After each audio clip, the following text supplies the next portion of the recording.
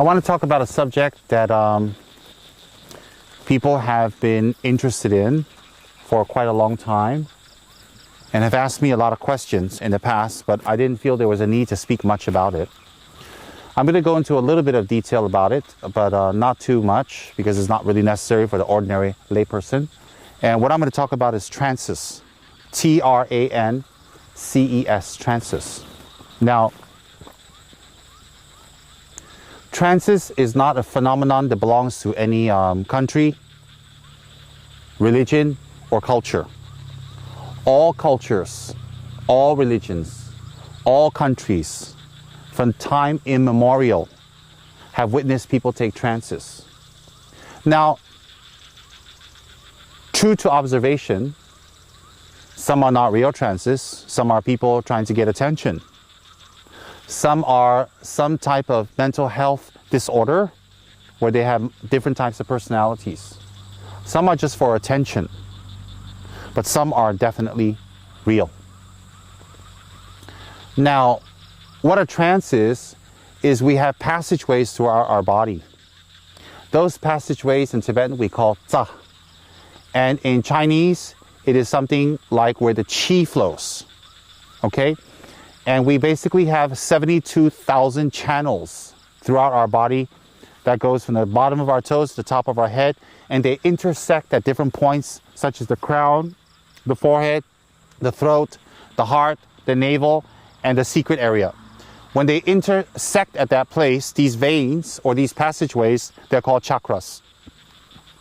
Chakras are always depicted as lotuses, 64 petal, 34 petal, 32 petal, etc., etc. And they're depicted as lotuses, but they're not actually lotuses. They actually are wind channels that converge there, and they wrap around each other, or they go around each other a certain amount of times, like 32 times, 64 times. And they're kind of knotted up. So those are represented by lotus petals, or we call them chakras. So what happens is when a person takes trance, a certain level of these chakras are open, either by force, by meditation, by good way or bad way. A bad way is when a spirit takes trance of you. So what happens is that these passageways are occupied by another being. Now what happens to the actual being is speculative. Some people believe that the person that owns the body leaves the body temporarily, or is in another part of the body, and another being comes and takes over. Okay, so what happens is this: we don't need to dwell on that because different trances have different types of outcomes. In a higher trances, the person's consciousness leaves and abides somewhere, like in a ring a person may wear. All right. Now, in the lower trances, they occur for many reasons. They occur because a ethereal being, you can call it a spirit for convenience sake, wants to communicate. So they enter your body and they use your vocal cords. They use your body to see, to hear, to taste, to touch, to think, to smoke cigarettes sometimes, to feel. They use your body because they don't have a body, they cannot feel. They can only perceive. Sometimes they enter you because they're mischievous. Sometimes they enter you because they want revenge. Sometimes they enter you just because you're around and it's convenient. Sometimes they enter you because they want to get someone back, so they use you because you're close to that person. And the kind of beings enter you also vary.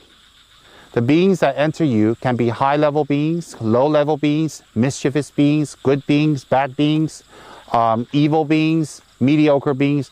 There are many types that take trance of us. What types of beings that take trance of us also makes a difference in our trance. Sometimes when we take trance, when these beings enter, if they're malevolent or they're not nice ones, for years and years and years and years and years, they can show themselves as very nice, very kind, very generous, and very accurate. And then once they get you in their hold, once they have you in your confidence, they can turn and make you do things. Because they live hundreds and hundreds of years, and they're very patient. So in order to convince you to get you to do whatever they want, they can take years, even decades, to really do, inverted commas, helpful things. things that you think that really benefit you, but in the end it actually harms you. So what's important is this, is what is taking trance of the person? Devas, nature spirits, land deities, people who have passed away, spirits, ferocious beings, disembodied beings, all these types of beings can take trance of a person. Now the person taking trance, A, can be willing, can be not willing, can be at the wrong place at the right time, and they get it. Some, they actually ask for it. Now what's important is this, is that when these kind of beings take trance in us, some of them are benevolent and helpful. They can heal, they can tell you the future, they can give you some advice that will help. They can take trance, they can do that. There are benevolent beings. Not all beings who take trance, or not all beings that take trance of people are necessarily bad. Some are quite benevolent and some are quite nice, all right? Now, that's for lower level trance. For higher level trance, a trance of an actual high being, example, a Dharma protector, such as Setra, all right? Those are much more harder to take trance with, all right? When you're going to take trance of a Dharma protector, such as Setra, you need a lot of training. A, sometimes we have spontaneous trances, and the Dharma protector chooses us to enter us and talk. Sometimes we propitiate them and then they enter us. Whatever it is, whether they enter us spontaneously or they enter us because we requested them, our body still needs to be prepared. One thing I need to tell everyone, none of my students should be taking trance. None of my friends should be taking trance. I have authorized no one to take any trance. I have given permission to no one to give trance, and I have asked no protector to take trance of anyone. I prefer everyone to study Dharma, practice the 6 paramitas, be kind, practice the 8 verses of thought transformation, the wheel of sharp weapons, and study the Lamrim to become a best person. The best trance we can take is if we take trance of compassion. We take trance of love and forgiveness and kindness. That's the best trance we can take. So none of my students in this country or any other country should be taking trance, should be able to take trance, and I will not know about it. That would be difficult. All right? So if we are to take trance of a high-level being like Setra, either he chooses us and then we go for a Lama for training. We have to get our Lama's permission for training. Or the Lama chooses someone and that person goes for training. Now, whether you're chosen to go for training or the Lama chooses you for training, the secret is you have to go for training.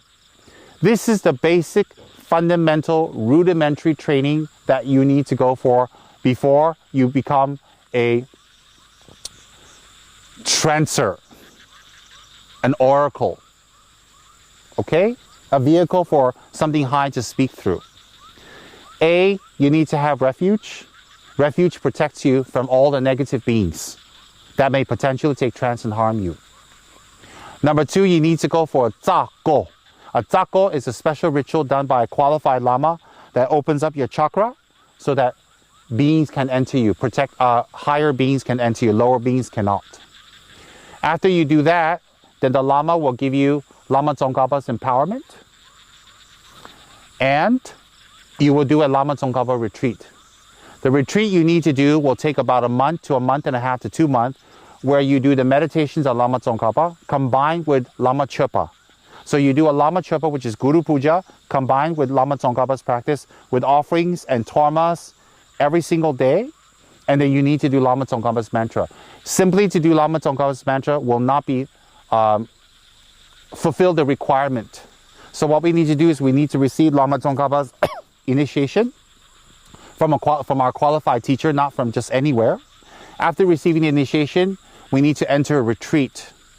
The retreat will require tormas for Lama Tsongkhapa, 2 sets of offerings, and a seat where we sit on every day without moving. We cannot move the seat from here, there, here, there. We need to actually do it. And we do 4 sessions a day. We need to do 4 sessions of retreat a day, breaking at the 4 times during the day. We break at 6 a.m., we break at 12 p.m., and we break at 6 p.m. again. All right, the last one is 12 a.m., but nobody will go that late. So we need to break at those times and rest, and also, so we need to do 4 sessions a day. So we can start somewhere like 3, 4 a.m. in the morning, and we finish around 5:30, 6. Then we have breakfast, and we can start again at 8 or 9. We finish around 11:30. Then we take a break for lunch. Then we take a nap in the afternoon. And then we start maybe around 2 or 3 o'clock. At 2, 3 o'clock, we start our meditations and retreat again and mantra recitation. We finish around 5:30.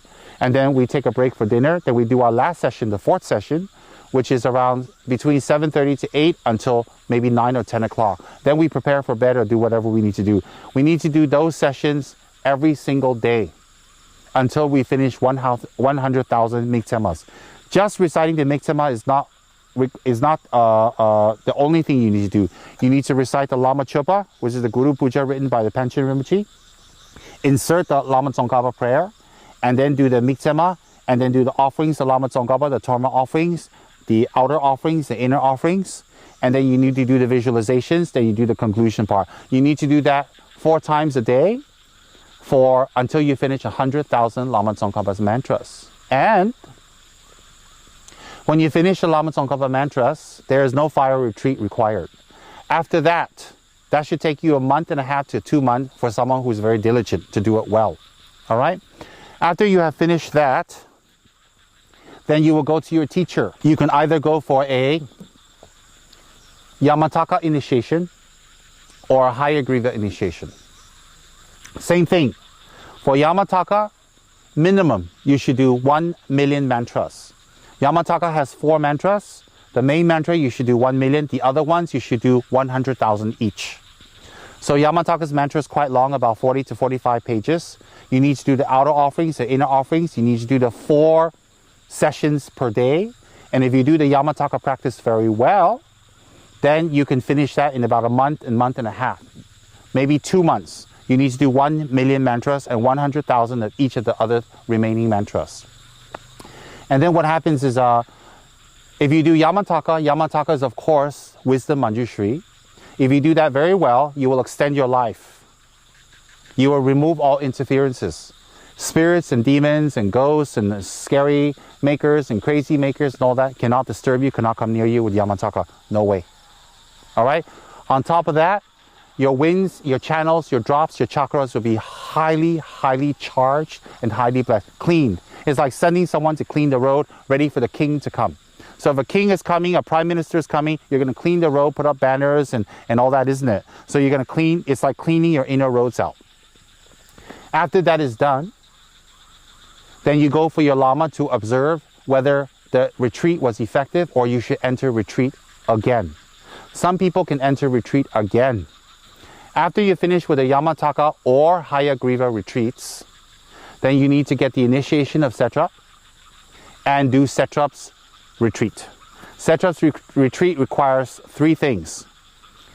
4 things. You need to do the Tsongkhapa Guru Yoga, the Lama Chopa, the Yamataka Sadhana, and then the Satrap Puja.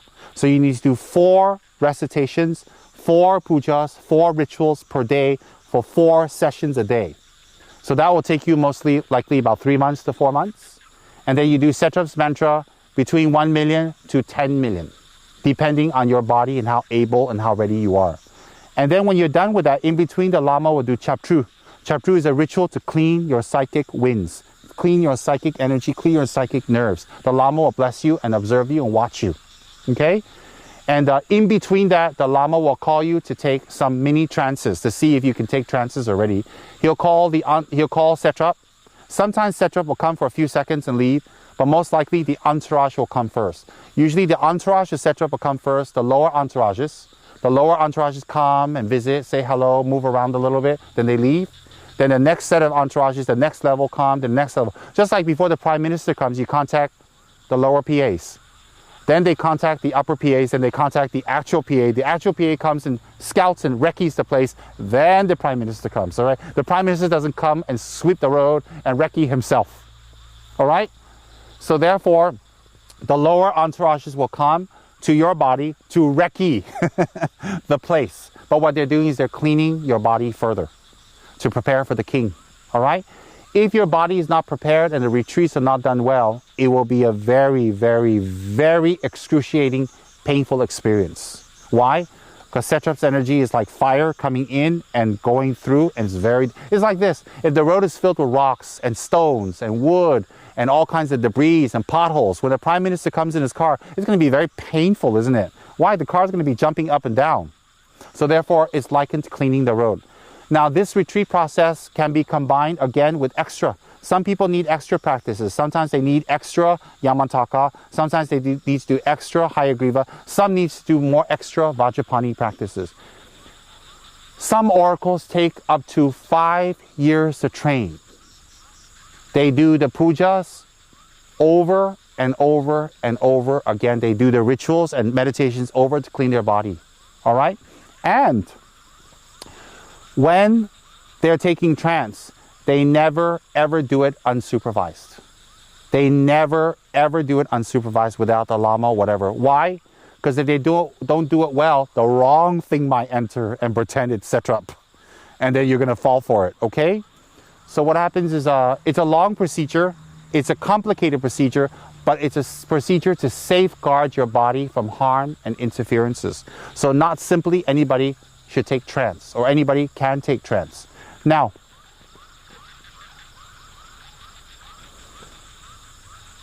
how much you need to do, how long you need to do will be strictly up to the Lama. All right? And when you do take trance, each time you need to have the permission of your Lama. The actual oracle should have a written letter, these days, should have a written letter signed and sealed by the Lama authorizing the person to take trance. Anyone without a signed and sealed letter from the Lama to do trance is not authorized, therefore their trance can be doubtful. Just now we were having a little talk on taking trances, and we were outside and it got a little dark. So we decided to go to another part of our land, of Kichara Forest Retreat, in a little cabin, well lit, with an aircon. We're really roughing it out. But we're that kind of tough people, you know? We like to rough it out. What I want to talk about trances is this. I've got some notes here. Why do spirits take trance of people? Can lay people take trance? Differences between male and female beings taking trance, and also the vehicles. How to tell if someone is taking a real trance or not of a lower or higher being. How to protect yourself from being taken trance of. Not everybody wants to be oracle. When and where can we take trance? Anytime, any place? Sounds like a Blondie song, Call Me, anytime, any place, anywhere, call me. For those who are hip would understand that, the rest of you would not. That's why 90% of you are looking at me with your mouth open. What? Who's Blondie? Who knows who Blondie is? Like I said, 90% had their hands down looking at me. Okay. As I said earlier, a trance is when an outer being that is not your mind takes possession of your body, your speech, and your motor reflexes. And they basically use your body as a mouthpiece to talk, and use your body as a vehicle to communicate, write, give blessings, dispense with writings, or, you know, sometimes they can do automatic writing also. Now, there are people who can spontaneously and naturally take trance. They're very sensitive. And they can take trance of spirits, of beings, land gods, deities, people who have passed away. They can. Some of them have a natural ability to protect themselves, that these beings may take trance of them and not harm them.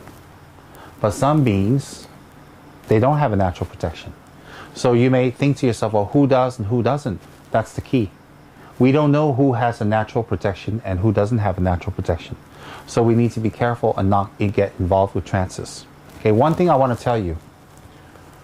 You shouldn't go home and try to take trance. You shouldn't invite beings to enter you.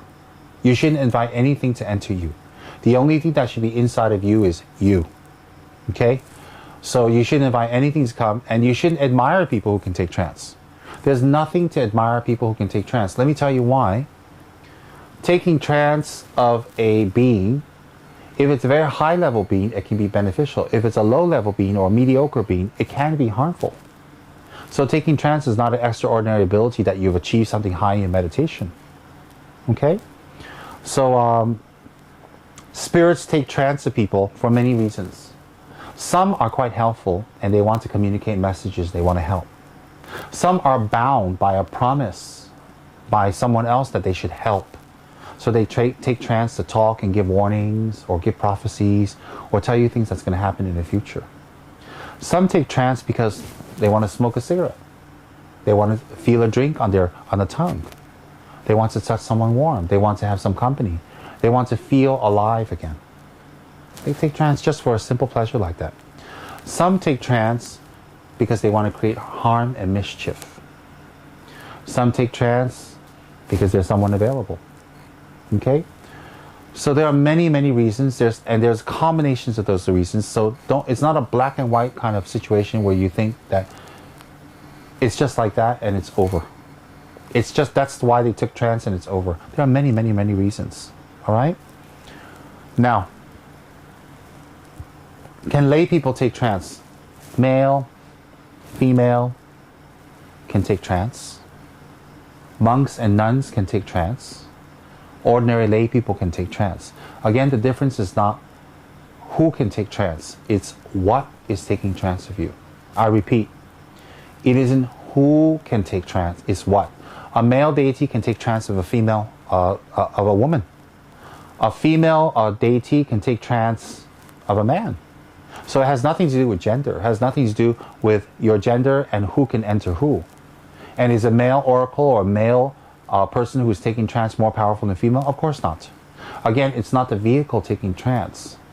It is the being, the level of the being taking trance of the person. All right?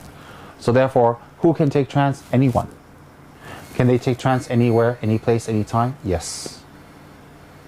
A trained person can enter trance within a few seconds. A trained person. They can meditate, relax, focus, open up their channels, invite the deity can enter them instantly. It's like an Instagram. Really, it's instantly they can take trance. And there are different levels of trance. There's full trance, and there's only channeling. Channeling is very unique. Channeling is when a deity or being or God or mountain being or ethereal being enters you and they kind of stay with you. And your mind's there, but your mind's kind of relaxed and not working, not operating, not coherent, not thinking, but there. And you kind of know what's going on, but it's kind of blur also.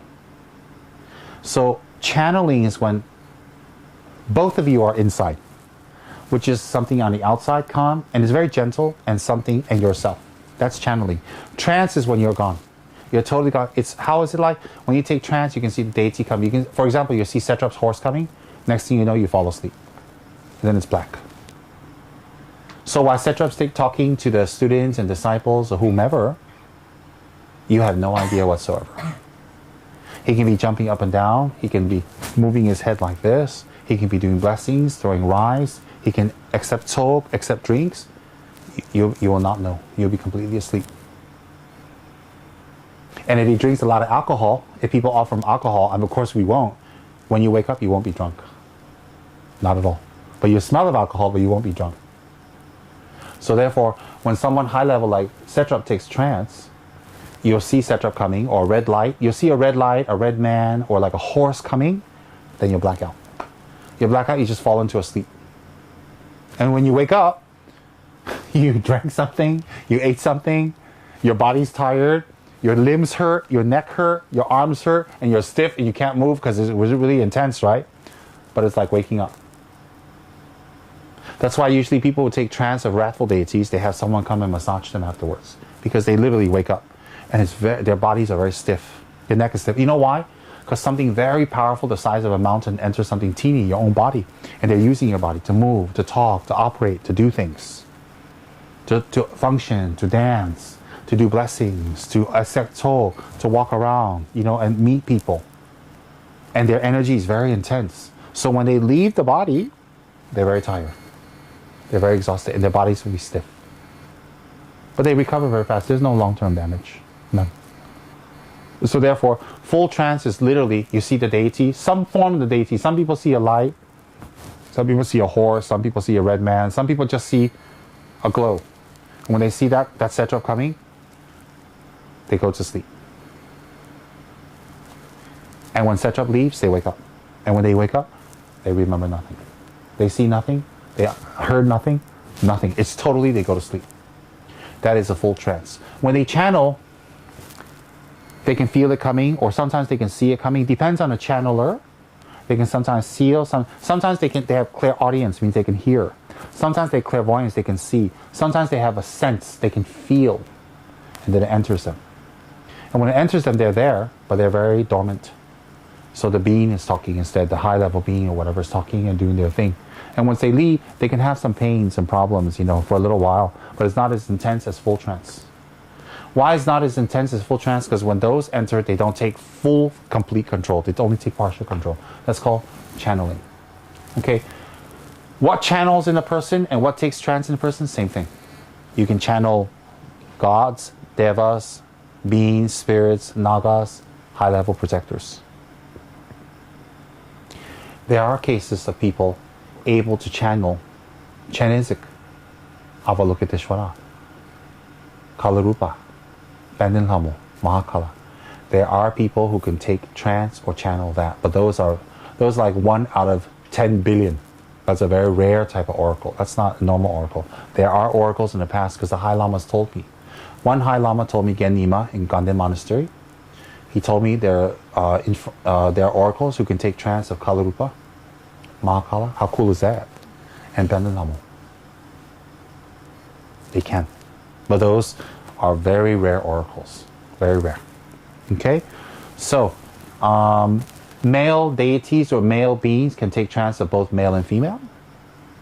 Female deities can take trance of an oracle or a channeler, both male and female. Because why? It's not so much what gender you are, it's your connection and the purity of your body and the cleanliness of your body.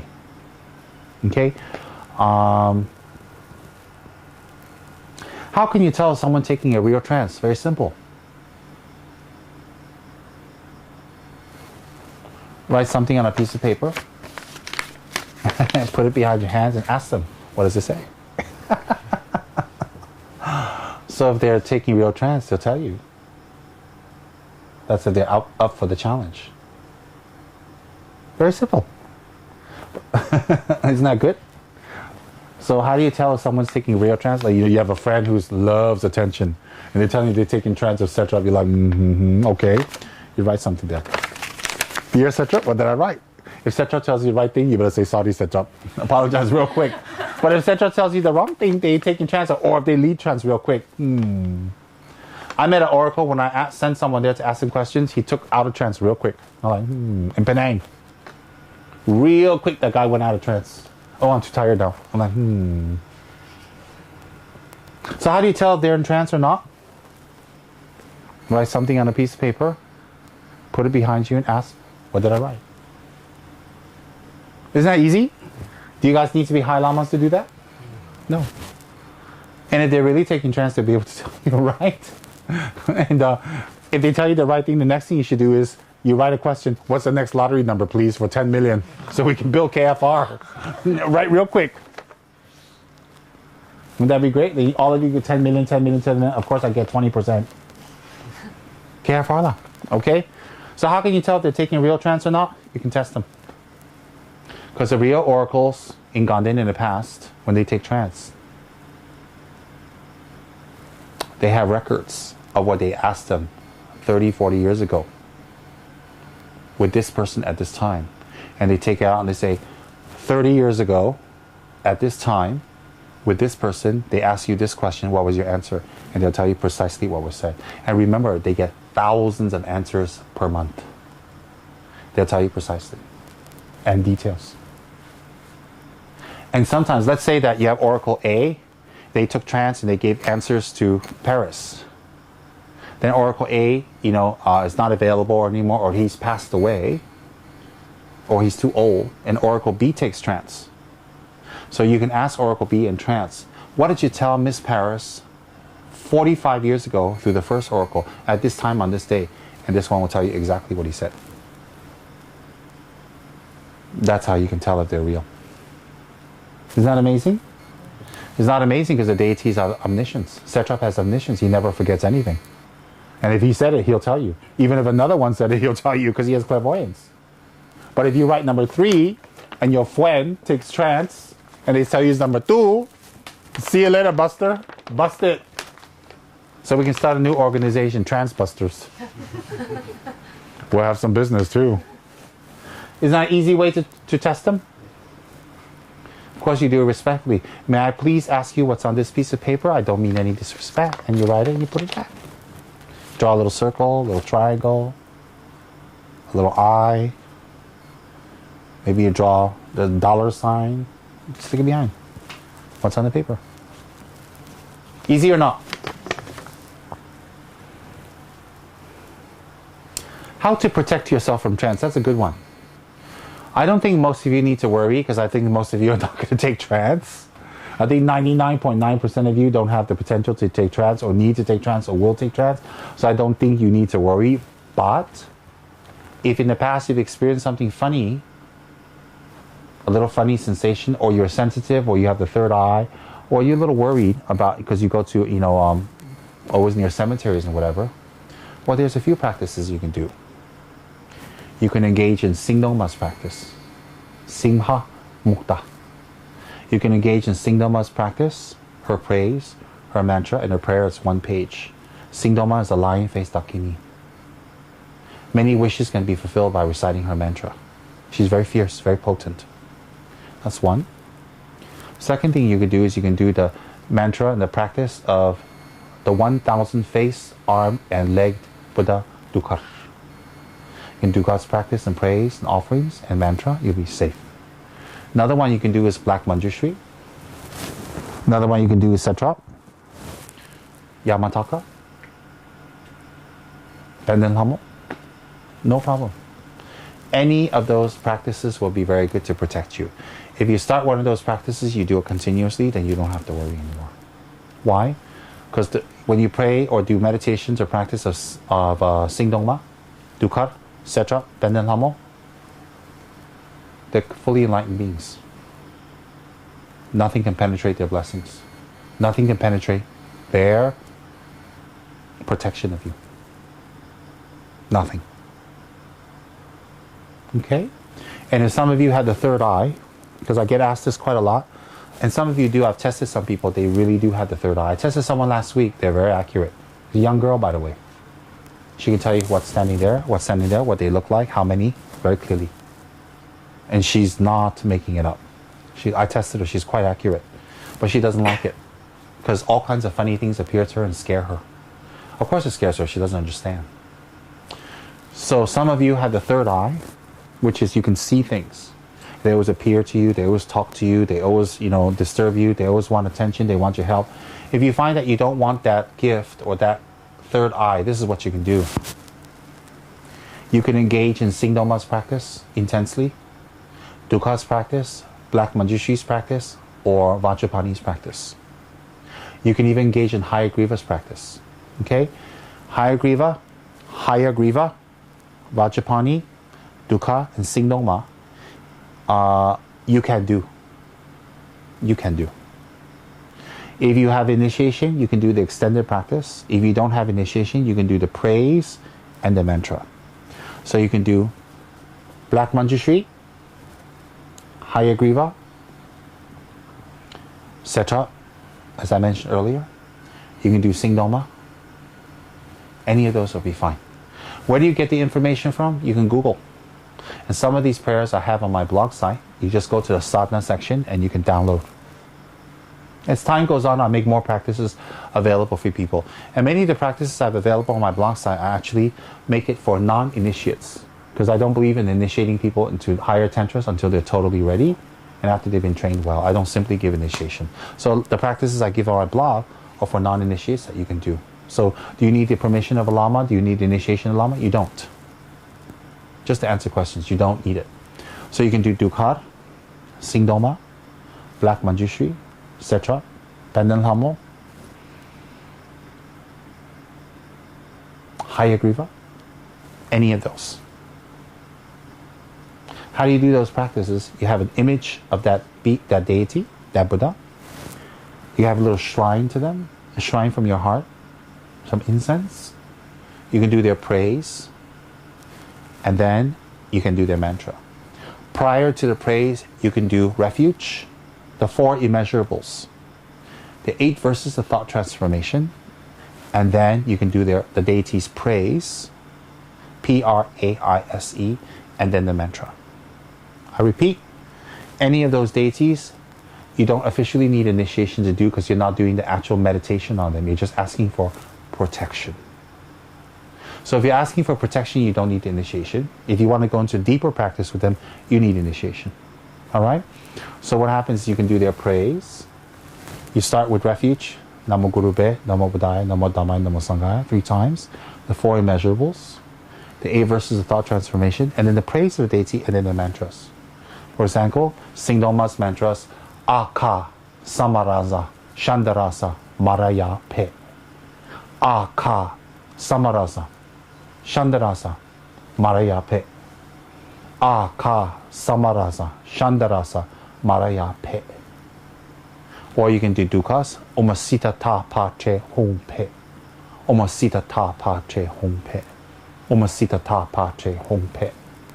Okay, what else did I mention? Hayagriva, Kri, Pema Dachi, Hayagriva, Holo Holo Hum Pe. And Hayagriva is very unique. There's many traditions, and all the 4 lineages of Tibetan Buddhism have this practice. Any mantra from any lineage is fine for any of the deities. All are valid. But in our system, it's called Tamding Samdrup, or Hayagriva, the red form. 6 arms and 8 legs, 3 faces. Hri, Pema Dachi, Hayagriva, Holo Holo Hum Pe. Hri, Pema Dachi, Hayagriva, Holo Holo Hum Pe. You can do that. Alright? Or you can do Setra's mantra. Om Maya Chatsa Soha, Om Maya Chatsa Soha. Or you can do Mahakala's mantra. Om Benza Nara Tin Tin Hung Hung Pepe Soha. Om Benza Nara Tin Tin Hung Hung Pepe Soha. Om Benza Nara Tin Tin Hung Hung Pepe Soha. That's the 6-arm Mahakala. Or you can do Pendant Lamo's mantra, which is a little long but beautiful. You can do Pendant Lamo's praise, black tea, and then her mantra. Joramo, Joramo, Jojoramo, Tunjo Kala Rachimo, Ramo Asha Dacha Tunjo, Wulu Wulu, Hong Jo Hong. Joramo, Joramo, Jojoramo, Tunjo Kala Rachimo, Ramo Asha Dacha Tunjo, Wulu Wulu, Hong Jo Hong. Joramo, Joramo, Jojoramo, Tunjo Kala Rachimo, Ramo Asha Dacha Tunjo, Wulu Wulu, Hong Jo Hong. Pendant Lama is, of course, the wrathful Saraswati. Very powerful lady. Then, any of those are fine. If you have the initiation into Yamataka, or Hiruka, or Vajragini, oh, that's fabulous. Then you just do intensive Vajragini, you do intensive Yamataka, you do intensive Hiruka. Okay, you do those sadhanas intensive with the mantra and offering, you'll be fine. And you don't have to do other ones. So let's say, do you have to do Hayagriva? Do you have to do Singdoma, Dukkar? No, you just do Yamataka. Yamataka is more than enough to eliminate all your problems and some more. Or Vajragini is more than enough. That's why Vajragini's face is fierce. Okay? The beautiful Dakini's face is fierce to push away obstacles and obstructors that may come your way. Right? Those are some of the things you can do. You can download it from the net. These days you just Google, it's very fast and very easy. Okay? That's how you protect yourself. Where can we take trance? If you can take trance, you can take it anywhere. Okay, but you should just take it anywhere because it becomes like not very respectful. Anywhere. But when you take trance, it would be nice if your breath is clean, your teeth is clean, your hands and your face and your body is clean. And for most cases, if you don't eat meat, it would be very good. If you're vegetarian, it would be good. And also, your clothes should be very clean. And you're sitting in a clean area, clean place, and some incense. then you can call the deity or whoever calls the deity. All right? Otherwise, you shouldn't do that. Street oracles. Street oracles are those. In Malaysia, there's a lot of wayside temples. They're very beautiful. They're very nice. And they have a rich tradition. And a lot of them have mediums or oracles, and they take trance. Some of them are real. Some of them are questionable. Like I said, just write on a piece of paper and ask them. And those who take trance, some claim they're higher level, they're lower level. I mean, there's so many of them. I can't make any sweeping statements. One thing for sure, if they say they're taking trance at Kuan Yin, you have to be very careful. If they're taking trance at Kuan Yin, they have to be very clean, vegetarian, pure, have clean vows. Not anyone simply can take trance at Kuan Yin and start talking. It's not that Kuan Yin is selective or diva or difficult. It's that she's very high level. And for her to enter you and talk, you have to be pretty high level. So Kuan Yin is not picky. She's extremely compassionate. She's the Bodhisattva of mercy and compassion. All right? Then you have a lot of beautiful Indian temples around here. And you have a lot of Indian swamis that claim they're taking trance. I can't comment on those, just like the Chinese ones, because there are real ones and there are ones who are questionable. You know, I can't comment, but I will say for real, not all of them are not real. And not all of them are real. All right? Why do people go to people who take trance? Because sometimes they come across a question that's very difficult to answer. It's a crossroad and it's very, very hard. And they need some external guidance. That's why they go. But I think most of our questions, we can pray to Setra or our Dharma protector, relax and trust, and a way will open up for us eventually. So I think for us, because last time I had a lady who used to drive into the forest somewhere in Malaysia. She's driving to the forest for about 2 hours to a temple. Very well kept, very clean, a small one. And there was a person that took trance. So she went to this person for a few years and gave her some clear answers. And after that, she didn't need to go, but the deity became angry and said, you still have to give me things. You still have to come and visit. You still have to pay back. So she got very scared. And because he has some power, you know, he's shown her some accidents and all that stuff, and she got kind of scared. And so he says, you have to keep coming back. Even if you don't ask questions, you have to keep giving me things. You know, you have to bring things here. Temples, offerings, food, donations. And so she said, well, I'm kind of done. I don't need any more questions, and I appreciate what you did, but I don't need to come back. He said, no, you got to come back. So she was very scared. So he threatened her and told her that if she doesn't come back, he's going to harm her. So she came to see me. It was about 15, 16 years back in PJ, Petaling Jaya. She came to see me. She told me the whole situation. And she was very scared. I said, why are you so scared? She goes, because I've seen this being do things, create accidents. I'm very scared. So I said, why'd you go to him in the first place? She goes, I didn't know any better. I didn't know. No one told me. I mean, I didn't know even to ask. I mean, we're in Malaysia. That's what we're raised with, and that's what we're used to, you know, going to see mediums and stuff. It's not something odd or different. We're used to it. It's just when this being started threatening me, I got scared. And I said, oh. So I gave her Benden Hamo's practice. The goddess Benden Hamo. Because I did a divination came out, she's very close to Benden Hamo. She has affinity. I gave her the practice. I gave her the meditation and the mantra to do. And then the deity gave her a fu. A fu is something written on a piece of paper that has his so-called affinity, his connection, his doorway. Gave him, and she has a talisman. So she didn't know what to do with that. She was afraid to throw it out. She says to give it to me. So we did a little ritual. We bound the fu. We bound the talisman. We covered it. And then with a lot of respect to the deity, we burned it. With protector rice. Rice blessed by the protector. We burned it respectfully. We said to the deity, no disrespect to you. Thank you for helping her. She cannot visit you anymore. She doesn't need to. And please let her go. So after that, there was no incidents. Up till today, she tells me there's not one single incident. Nothing. So therefore, we were able to do that for her. All right. I'm not a powerful Bomo. I'm not a powerful magician or anything. I'm not Merlin here. But the Buddha, the Dharma, and Sangha definitely has power. Setra, Yamantanka, I agree, but Lama Tsongkhapa definitely has power. I'm not the one with the power, they are the ones. Okay, so therefore, we have to be very careful when we go for ask people to take trance or people to take trance. Again, let me repeat, people who are involved with me, who are my students or my friends or close to me, should never ever take trance. People in Kichara House or associated places, study groups, anywhere in the world, should never take trance. I do not encourage anyone to take trance, ask for trance, or want trance. I don't like things like that, personally speaking. Why? I believe we're here to learn the Dharma and the 8 verses of thought transformation and transform our mind. We don't need to take trance. Buddha didn't give us 84,000 teachings on how to take trance. Buddha gave us teachings on how to transform our mind and develop compassion.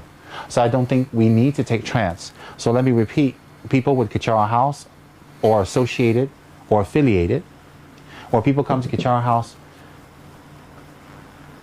you should not be taking trance. And then before you enter Kichara, if that's happening, after you enter, you shouldn't be anymore. Kichara House is blessed and consecrated by Setra. Okay? I don't like these kind of magical kind of things. They do exist. I acknowledge them.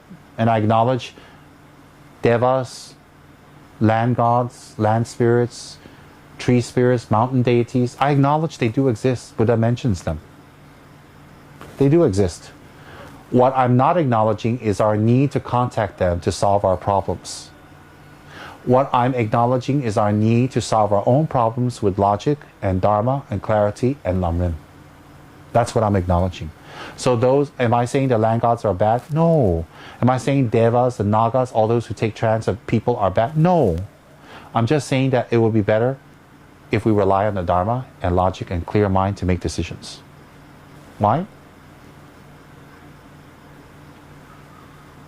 Less danger. Less danger. Remember, we're here to learn Dharma. Okay? Any questions about trances? I think I've covered everything, huh? Yes? So, Rinpoche was explaining how to test if someone's taking real trance. But there could be lower evil spirits that have some level of clairvoyance that would be able to tell as well. Oh, that's very good. Okay? If after they can lower negative spirits, they have some clairvoyance and they can tell you what you wrote on a piece of paper, the next thing is to ask them why they're here. What do they want? They say, I want to help people. Say, okay, if you want to help people, if I request you not to be here and not to take trance, will you listen? If they cooperate, then they're okay. Then they're sincere.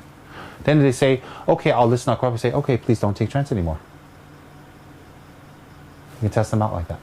But all of you don't go running around being Merlin or the Bomo. Merlin, the Bomo, you don't go test them because some of them can be quite nasty. So what you should do is refer to someone who will know how to deal with them. That'll be better. Wouldn't that be safer? Okay. Otherwise, Paris might come with even more personalities than she already has. Yeah. You're our own little multiple personality schizo. Questions about trance?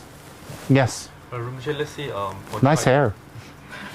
For Chinese medium, let's say it's since young we've been going to Chinese temple, like let's say a Kuan Yin temple. The medium will claim that actually it's Kuan Yin who take trance in this person in the medium. Could it be the entourage of Kuan Yin, or could it be some low deity that represent or they are sent by Kuan Yin?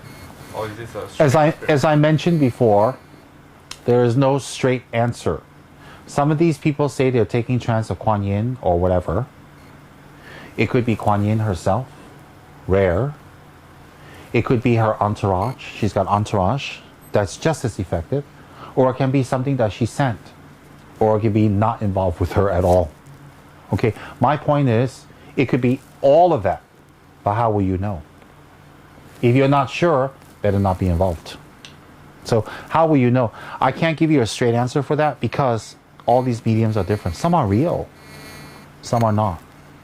Some are taking negative beings. And you can take trance of something, or someone can take trance of something, and you think it's something for years. And later it turns out not to be them at all.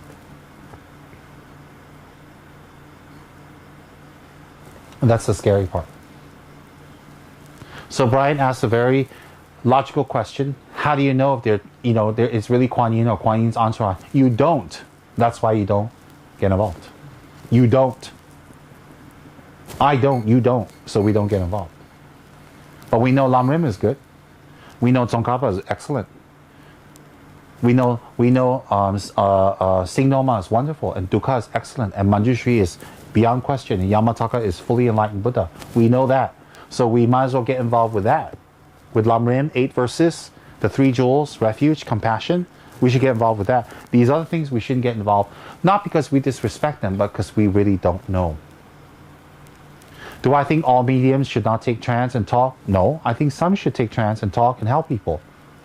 So, Rinpoche, why do you contradict yourself? I'm not. If you can't tell if it's the real thing or not, better not get involved. But they may be the real thing, so leave them alone. Time will tell. I'm not contradicting.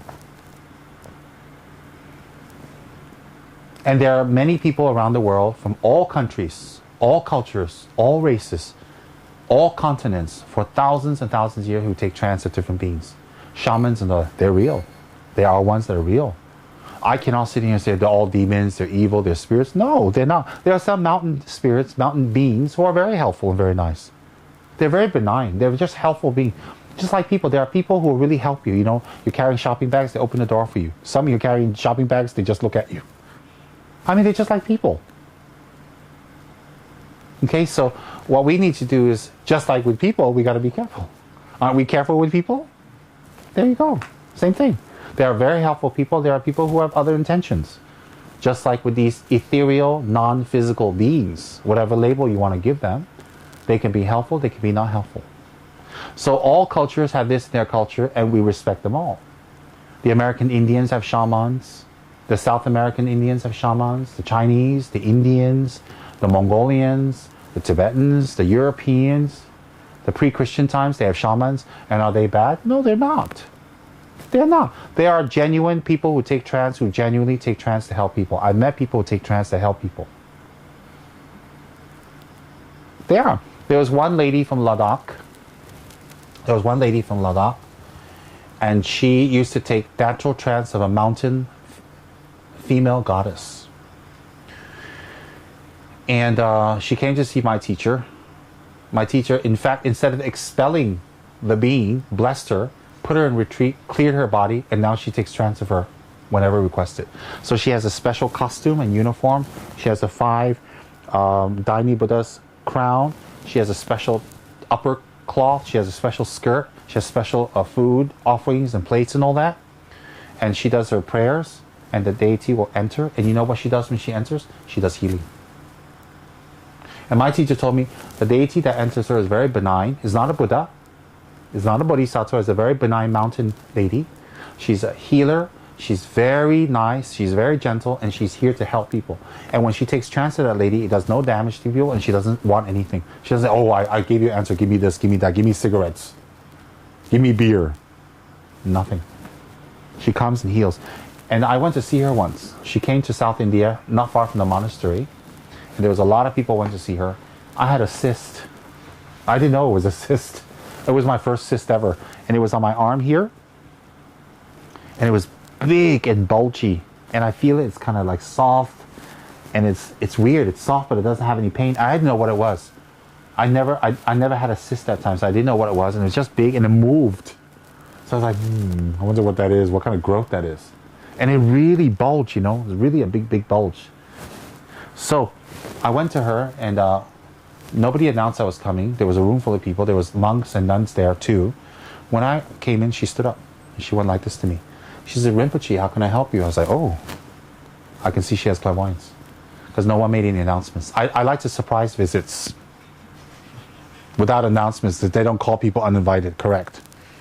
So what happens is this, is she says, "May I help you?" I said, "Yes." I showed her that. She went like that. She goes, "Oh, Rinpoche, don't worry, it's fine." She put her mouth on it. She sucked it out. It was on a red cloth, as she showed me. It's white and white and globulous and shaky. She took it out in front of me. No breakage in my skin. And until today, it's flat. And if you feel it here, the remains of the cyst is still there. It means the pocket it was in, but it's not there anymore. She did it in front of my eyes. And then when I was done, I said, anything? She goes, no. Thank you for visiting, Rinpoche. If I can help you again, let me know. That was it. I witnessed this myself in front of my eyes. And when she put her mouth on here to suck it out, she didn't bite it. She didn't perforate the skin. Nothing. The cyst was completely removed. I wish she was around these days because I had a lot of cysts removed recently. And trust me, it was not painless. Every time I get a cyst, I think about my friend, my mountain lady friend. But I witnessed this, I saw this. And my guru told me that she's okay to go to. That's why since my guru told me I'm okay, I'm reassured. Very good. She does healing. And the room is always filled with 80, 90 people every day to see her. She does it all for free, no money. She's a very humble lady. So there are people who take trance that genuinely help people. But we have to check. I don't have the rule for everyone. I don't have the guideline for everyone. But I'm just telling you in general. But if you're having something disturbing, you can protect yourself, which I already mentioned earlier. Any questions about trance? Yes? Some oracles speak in Tibetan, for example, and then some oracles speak in English. When for example, Satrap enters the oracle, is Satrap limited by the vessel that he enters? For example, if the oracle only speaks... He's not limited, but his manifestation and speech to you is limited by your karma.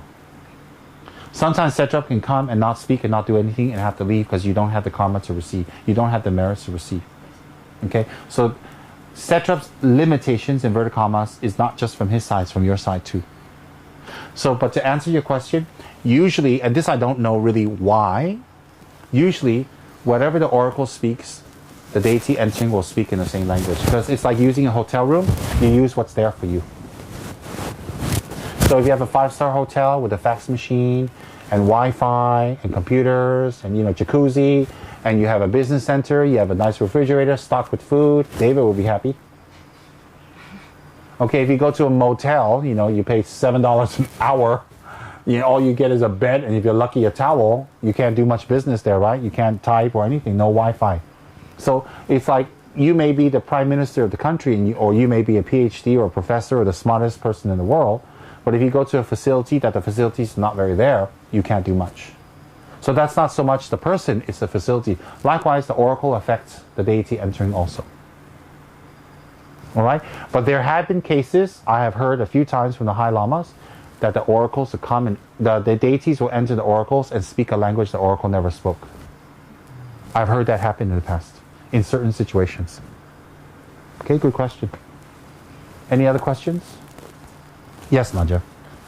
Who determines how long this inner being or this outer being or what is this outer being stays inside? And if you have a guru, so probably you have someone to watch over. Okay, you mean during the session, or you mean in general over the years? When you're in trance. Oh, that's How up. long? It's up to the deity how long they want to stay and if the work is done or not. So it is the deity. Sometimes, yes, it is the deity who decides. But sometimes, if the deity is not pleased, they will leave early.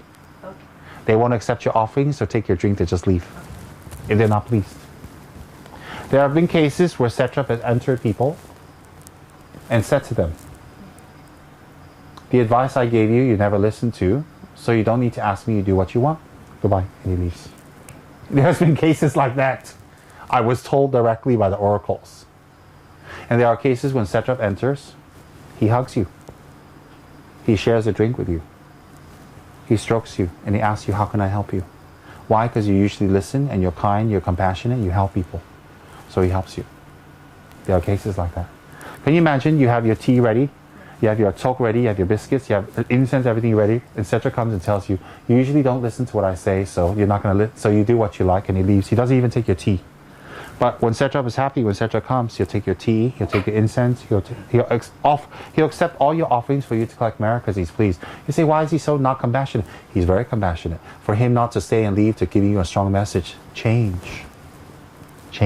So there have been cases where Satrap takes trance, and he even grabs the person and shakes them, says change, and throws them in a monastery. Okay, because Setra doesn't want anything from you. He only wants you to achieve Buddhahood and transform and be happy. So if you're not doing what is being taught and you're creating more negative karma for you to suffer, he's angry at your actions and your karma, not you. So when he shows you anger, he's showing you that your actions will take you to an unhappy place. So he's unhappy with your actions, not you. He has great compassion. Okay? Questions? On YouTube, some of the photos when some protectors take trance, they actually perform some dance before they actually go and greet the lamas. What's the meaning behind? The meaning of this is this. The zouk is closed, so they're dancing for you here. Okay? The big disco called zouk is closed, so they dance here and have a little good time before they meet. How's that? They're happy! They're happy! And when they do the dance, they're clearing obstacles. They're clearing negative energy away. They're doing the dance of enlightenment. Clearing obstacles away. And also in their dance, when they move and turn, they're showing respect to the Buddhas of the 10 directions by dance. And then they go greet the Lama. Okay? Zouk is a famous club in KL for all my YouTube friends. Okay, questions? What is the significance of the uniforms? Not uniforms, I mean the costumes. The costumes is because it's Halloween. The significance of the costumes is an offering to the deity. So you offer beautiful crowns with jewels, silver and gold with jewels and whatever, and beautiful clothes. It's an offering for the deity to come, and you're offering that to them, just like you offer to the Buddha statues. Okay, and also when the deity comes, to wear something that is clean and pure, that's set aside for them, and not your normal clothes. Your normal clothes is not clean. Okay, so it's cleanliness, it's respect, and it's also an offering to offer these uniforms or costumes to them. And some of the clothes that the deities wear is actually what they wear. So easy for you to recognize who it is. Okay? Questions? Good. I think that finishes for our little trance talk today. That was good. Daso Jine Sabi Gamwandi Tandan Jawa Kuna Gambandan Jeba Jason Lozan Drabai Baby in Boli de Sa She Sho Janju Sinjo Rinpoche Majin Pana Chigi Cheba Neba Meba Yang Goni Goni Gamwandi Nudu Da Lama Sanje Jugune Drawa Jigan Malo Hey Sala Gobasho Chujin Namba Pewa La Gejin Jima Shin Dan Junjin Malo Tamasho Tadan Jason Jusen Dan Jebe Zoni La Dene Jewa Lozan Drabai Deba Yunin Baju Gangli Rewe Korwe Shingan Die Pende Junwe Ne Chenes in Wan Dancing Gazo Yi Shabe Sidu Badu Ten Jerji